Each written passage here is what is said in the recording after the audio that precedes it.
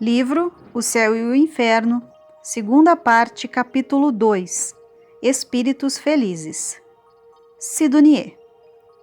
Homem de bem, morto em um acidente e conhecido do médium, quando encarnado. Bordeaux, 11 de fevereiro de 1861.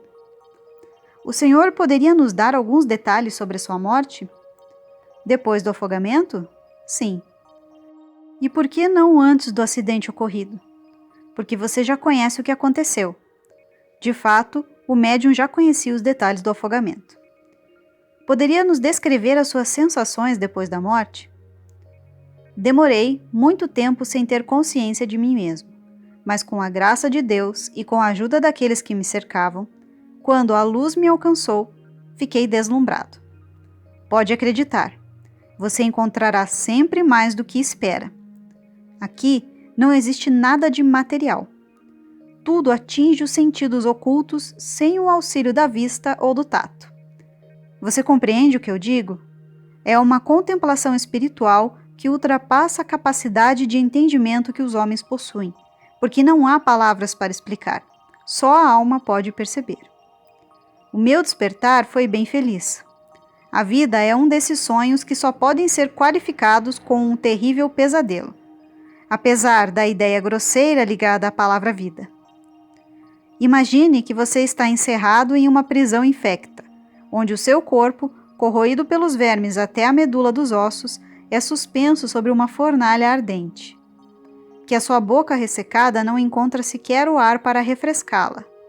Que o seu espírito horrorizado só vê ao seu redor monstros prestes a devorá-lo.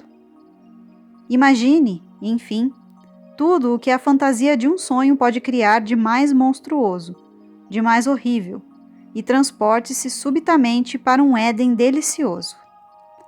Imagine-se despertando, cercado por todos aqueles a quem você amou e por quem chorou. Veja ao seu redor rostos adorados a sorrirem de felicidade. Respire os mais suaves perfumes. Refresque a sua garganta seca na fonte da água mais pura. Sinta o seu corpo pairando no espaço infinito que o acolhe e o embala, como faz a brisa com uma pétala arrancada da árvore. Sinta-se envolvido pelo amor de Deus, como a criança ao nascer é envolvida pelo amor da mãe. Sinta tudo isso e terá apenas uma ideia imperfeita da transição da vida para a morte. Tentei explicar a felicidade da vida que aguarda o homem depois da morte do corpo, mas não consegui. Seria possível explicar o infinito para quem tem os olhos fechados à luz e não pode sair do círculo estreito em que vive fechado? Para explicar a felicidade eterna, digo apenas: amem, pois somente o amor permite que ela seja pressentida. Mas não esqueçam de que o amor pressupõe a ausência de egoísmo. O Senhor foi tão feliz assim desde que chegou ao mundo dos espíritos? Não, eu tive que pagar a dívida humana. Meu coração me fazia pressentir o futuro do espírito, mas eu não tinha fé.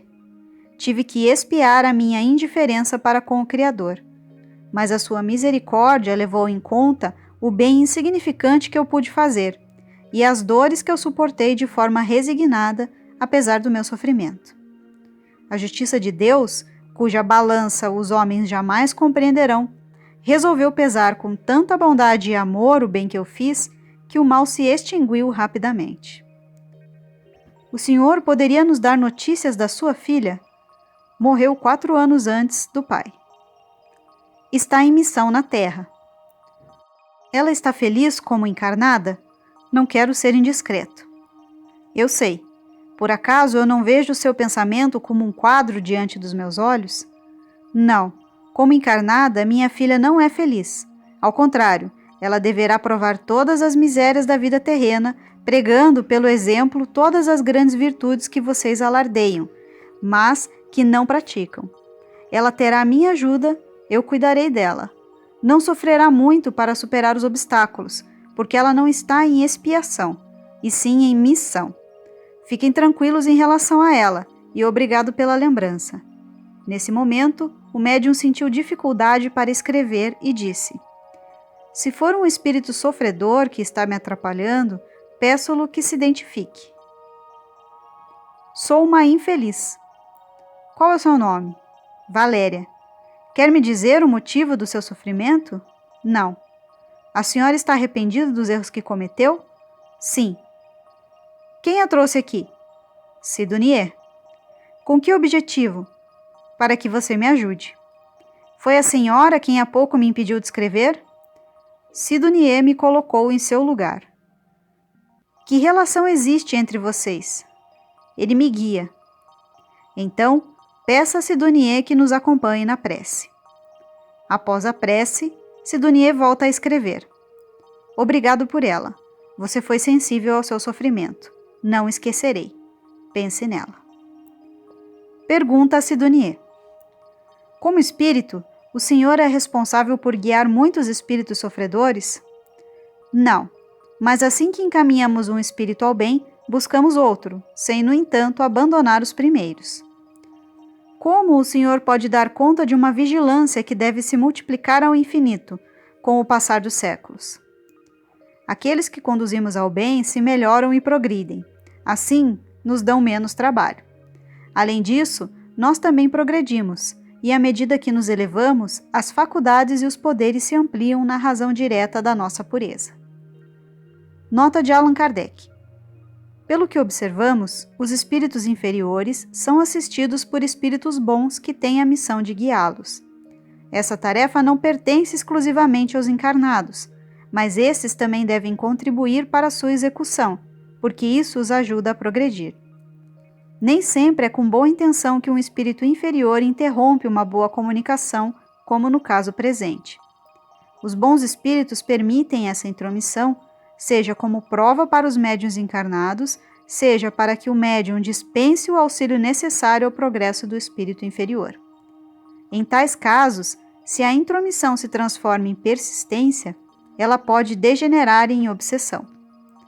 Quanto mais tenaz for essa persistência, maior é a prova de que é necessário assistir esses espíritos, tornando-se mesmo um erro rejeitá-los.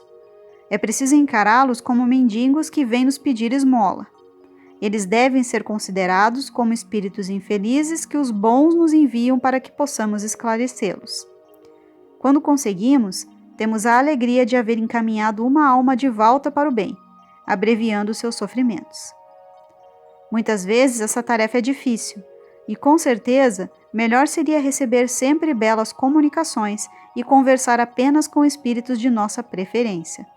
Mas não é buscando a nossa própria satisfação, nem recusando as oportunidades que nos são oferecidas para praticar o bem, que atrairemos a proteção dos bons espíritos.